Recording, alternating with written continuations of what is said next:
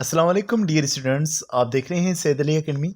और आज की इस वीडियो के अंदर हम टाइप्स ऑफ सर्कुलेटरी सिस्टम का जिक्र करने वाले हैं कि जो हमारे पास सर्कुलेटरी सिस्टम है, जो सिस्टम हमारी बॉडी के अंदर ब्लड को ट्रांसफ़र कर रहा है, सर्कुलेट कर रहा है, उसकी कितनी किस्में होती हैं आमतौर पर एनिमल्स के अंदर। तो यहाँ बयान है कि the blood circulatory system is basically of two types in animals, open type and close type. जो एनिमल्स हैं उनके अंदर दो तरह का सर्कुलेटरी सिस्टम प्रेजेंट हो सकता है, या तो वो ओपन टाइप होगा या वो क्लोज टाइप होगा। अब ओपन टाइप और क्लोज टाइप क्या है और किस तरह से है, ज़रा ये समझिएगा कि जो शुरुआती जानदार हैं उनके तमाम बॉडी के ऑर्गन्स तक ब्लड वेसल्स जो है वो नहीं जा रही थी ब्लड को लेते हुए। तो ऐसा सिस्टम जिसके अंदर हार्ट मौजूद हो, थोड़ी बहुत ब्लड वेसल्स मौजूद हो, लेकिन वो ब्लड वेसल्स तमाम बॉडी पार्ट्स तक फैली हुई ना हो और ब्लड जो है वो बॉडी के साथ मिक्स होता हुआ पूरी बॉडी में ट्रांसफ़र हो रहा हो, ऐसे सिस्टम को हम ओपन टाइप सर्कुलेटरी सिस्टम कहते हैं।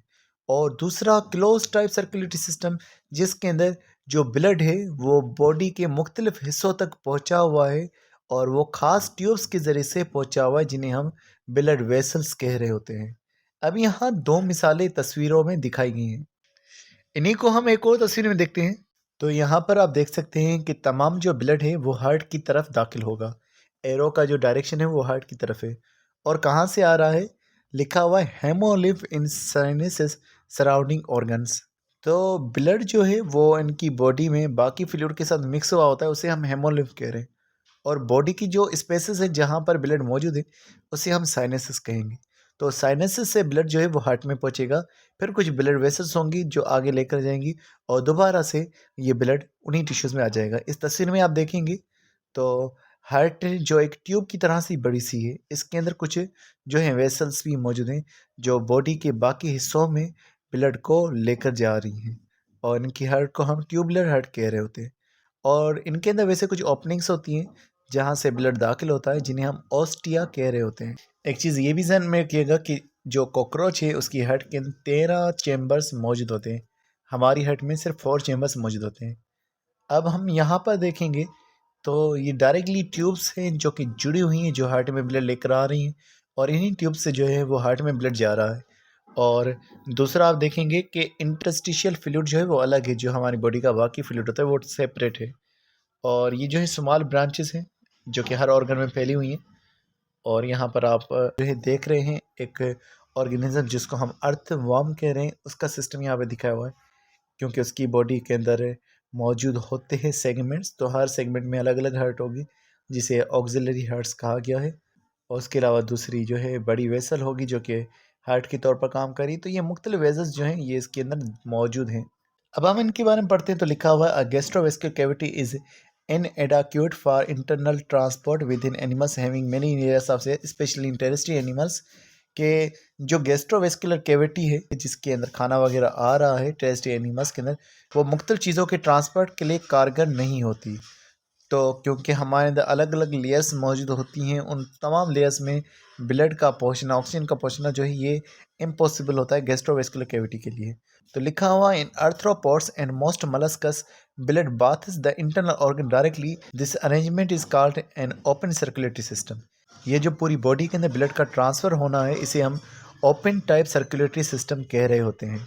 और तमाम बॉडी जो है वो ब्लड के साथ में नहलाई हुई होती हैं, कोई क्लोज्ड वेजल्स नहीं होती जो ब्लड को लेकर जा रही होती। तो लिखा हुआ है there is no distinction between blood and interstitial fluid. जो ब्लड है और बॉडी का फ्लूइड है उनमें कोई भी फ़र्क नहीं होता, वो सारे मिक्सअप होते हैं। तो लिखा हुआ है so the general body fluid is more correctly termed as haemolymph. और इसीलिए इस फ्लूइड को हम हेमोलिम्फ कह रहे होते हैं। हेमो यानी कि ब्लड, और लिम्फ का मतलब होगा कि बॉडी फ्लूइड। तो हेमोलिम्फ इसीलिए कह रहे हैं क्योंकि बॉडी फ्लूइड और जो ब्लड है वो दोनों मिक्स्ड हैं। One or more heart pumps blood the haemolymph into an interconnected system of sinuses. तो हेमोलिम्फ्स जो है वो जाएगा हार्ट के अंदर, तो हार्ट जो है फिर उसे मुख्तलिफ साइनसेस के अंदर यानी कि मुख्तलिफ जगहों में जो है चैम्बर्स में जो है मुख्तलिफ कैविटीज़ में जो है पहुंचा देगी ब्लड को। तो साइनसेस वो स्पेसेस है जहाँ पर ऑर्गन्स मौजूद होते हैं। तो साइनसेस में ब्लड चला गया यानी ऑर्गन्स के पास पहुँच गया। तो लिखा हुआ है here chemical exchange occurs between the haemolymph and the body cells. तो साइनसेस के हवाले से लिखा हुआ है क्योंकि साइनसेस में ब्लड आएगा तो वहाँ पर ऑर्गन्स भी मौजूद हैं, ऑर्गन्स से कार्बन डाइऑक्साइड जो है वो ब्लड में चली जाएगी और इसी तरह से ऑक्सीजन जो होगी हेमोलिम्फ से वो चली जाएगी इन्हीं ऑर्गन्स के अंदर। तो यहाँ साइनसेस में क्योंकि ब्लड भी पहुँच रहा है जिसको हम हेमोलिम्फ कह रहे हैं और उसके अलावा ऑर्गन्स भी मौजूद हैं, तो जो मटेरियल है केमिकल्स हैं उनका जो एक्सचेंज होगा वो यहीं पर होगा। तो लिखा हुआ है बाकी इन अर्थ्रोपॉड्स के हवाले से कुछ मिसालों के तौर पर, जिसे लिखा हुआ in grasshopper and other arthropods heart is an elongated tube located dorsally. तो इन ग्रॉस हॉपर्स के अंदर या दूसरे अर्थ्रोपॉड्स के अंदर, इन दूसरे जो है कीड़े मकोड़ों के अंदर जो है हार्ट जो है वो डोर्सली लोकेटेड होती है। डोर्सल का मतलब होता है कि उनकी पीठ की तरफ ऊपर की तरफ जो है वो लोकेटेड होती है। When the heart contract it pumps haemolymph into the dorsal aorta which empties into the haemocoel. और जब हार्ट पंप होगी तो वो हेमोलिम्फ को एक ट्यूब के ज़रिए से भेज देगी हेमोसोइल के अंदर। हेमोसोइल क्या है? जहाँ पर हेमोलिम्फ मौजूद है उस पूरी कैविटी को, उस पूरी स्पेस को हम हेमोसोइल कह रहे हैं। तो आगे लिखा हो when the heart contracts openings called ostia are closed, when the heart relaxes the haemolymph is sucked back into the heart by the way of ostia. तो जब हार्ट कॉन्टैक्ट होती है तो ओस्टिया जो है वो बंद हो जाते हैं। इन ओस्टिया का काम ये होता है कि हार्ट के अंदर ब्लड को दाखिल कर रहे होते हैं। तो ओस्टिया बंद हो जाएंगे और ब्लड जो है वो डोर्सल आउटरा से चला जाएगा। और जब हार्ट रिलैक्स करेगी तो हेमोलिम्फ जो है वो वापस हार्ट में दाखिल किया जाएगा इन्हीं ओस्टिया की मदद से। आगे लिखा हुआ है the haemolymph of grass hopper and other insect is colourless because it does not contain haemoglobin और एनी अदर रेस्पिरेटरी पिगमेंट। तो जो हेमोलिम्फ होगा ग्रास हॉपर का और बाकी इंसेक्ट्स का वो कलरलेस होगा, यानी जो ब्लड मौजूद है वो कलरलेस है। और कलरलेस होने की वजह इनके अंदर हेमोग्लोबिन का प्रेजेंट ना होना होता है। अगर इनके अंदर भी हेमोग्लोबिन होता तो हमें इन इंसेक्ट्स का जो ब्लड होता वो भी रेड कलर का नज़र आता। तो काफ़ी इंसेक्ट्स का ब्लड आपको जो है कलरलेस नज़र आता है। फिर हमारे पास दूसरा सिस्टम है जिसको क्लोज टाइप सर्कुलेटरी सिस्टम कह रहे हैं। इसके बारे में बात करें तो लिखा हुआ है in a closed type circulatory system blood is confined to a vessels and is distinct from interstitial fluid. तो सर्कुलेटरी सिस्टम के अंदर जो ब्लड है वो मुकम्मल तौर पर मौजूद होता है वेसल्स के अंदर और वो इंटरस्टिशियल फ्लूइड से जुदा होता है। One or more heart pumps blood into large vessel that branch to smaller ones coursing through the organs। कुछ जानदारों के अंदर एक या एक से ज़्यादा जो है वो हार्ट मौजूद होते हैं जो कि मुख्तलिफ हिस्सों के अंदर जो है वो ब्लड को ट्रांसफ़र करने का काम करते हैं। और इन हार्ट में से कई सारी जो हैं वेसल्स निकलती हैं और उन वेसल्स के ज़रिए से ये ब्लड जो है जा रहा होता है। और वो जो वेसल्स होती हैं, वो जो ट्यूब्स होती हैं, वो और छोटी ट्यूब्स में डिवाइड होकर के हर हिस्से तक उस ब्लड को पहुंचा रही होती हैं। यानी समझ लें कि जैसे कि मिसाल की तरह हमारी बॉडी है, उसके अंदर हार्ट मौजूद है तो हार्ट में से काफ़ी सारी आर्टरीज निकलती हैं और ये आर्टरीज और छोटी छोटी वेसल्स में डिवाइड हो जाती है जिनको कैपिलरीज कह रहे होते हैं।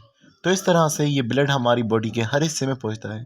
आगे लिखा हुआ है इन कैपिलरीज के हवाले से कि here materials are exchange between the blood and the interstitial fluid bathing the cell. तो इन्हीं कैपिलरीज की वजह से जो है ब्लड जो है उसके अंदर मटीरियल्स एक्सचेंज हो जाती हैं, यानी ब्लड से चीज़ें निकल भी जाती हैं कैपिलरीज में से और ब्लड में जो है चीज़ें दाखिल भी हो जाती हैं। और कहाँ से दाखिल होंगी? जो सेल्स होंगे उनमें से चीज़ें ब्लड में आ रही होंगी। आगे कुछ एग्जांपल्स हैं जैसे लिखा हुआ है annelids, some molluscs, octopus and squid and vertebrates have close type circulatory system. कुछ मिसालें यहाँ पर हैं जैसे एनालिड्स जिनको हम लोग अर्थवर्म कह रहे हैं।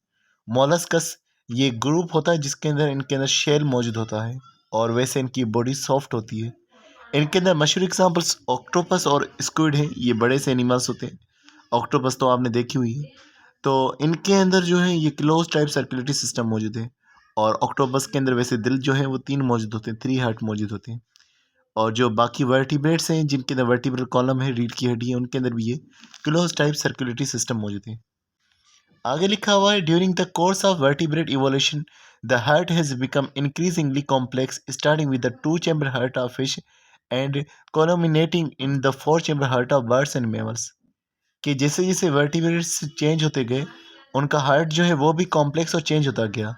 तो वर्टिब्रेट्स के अंदर जैसे शुरुआती वर्टिब्रेट्स में फिशेज़ हैं तो उनके अंदर जो हार्ट मौजूद है वो 2 खानों वाला है, 2 चैम्बर्स वाला हार्ट है। एक आर्टेरियम होगा और दूसरा वेंट्रिकल होगा। और फिर आगे चलकर जो बड़े से जो है वर्टिब्रेट्स बने जिनमें बर्ड्स और मैमल्स शामिल हैं, इनके अंदर जो दिल पाया जाता है उसके अंदर 4 खाने मौजूद होते हैं। और जो एम्फीबियंस हैं उनके अंदर 3 खानों वाला हार्ट मौजूद होता है। हमारे अंदर 2 आर्टेरियम और 2 वेंट्रिकल होते हैं, लेफ्ट साइड पर और राइट साइड पर। तो आगे मज़ीद लिखा हुआ है, in closed type circulatory system circulation is either single or double circuit. जो क्लोज टाइप सर्कुलेटरी सिस्टम है उसके अंदर जो ब्लड की सर्कुलेशन होगी वो एक चक्कर लगाकर होगी, जिसको सिंगल सर्किट सिस्टम कहेंगे या डबल सर्किट सिस्टम कहेंगे, जिसके अंदर 2 चक्कर लगाए जाएंगे।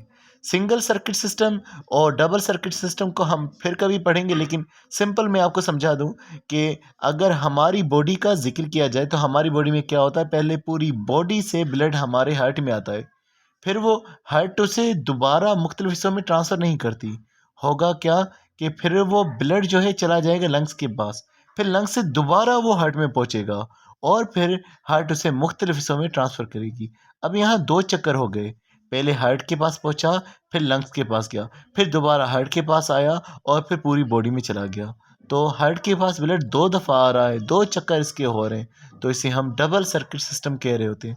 तो इंशाल्लाह इनके बारे में हम लोग नेक्स्ट वीडियो के अंदर बयान करेंगे तफसील के साथ में। तो मिलते हैं नेक्स्ट वीडियो के अंदर, तब तक अपना बहुत सारा ख्याल रखिएगा। अस्सलाम वालेकुम।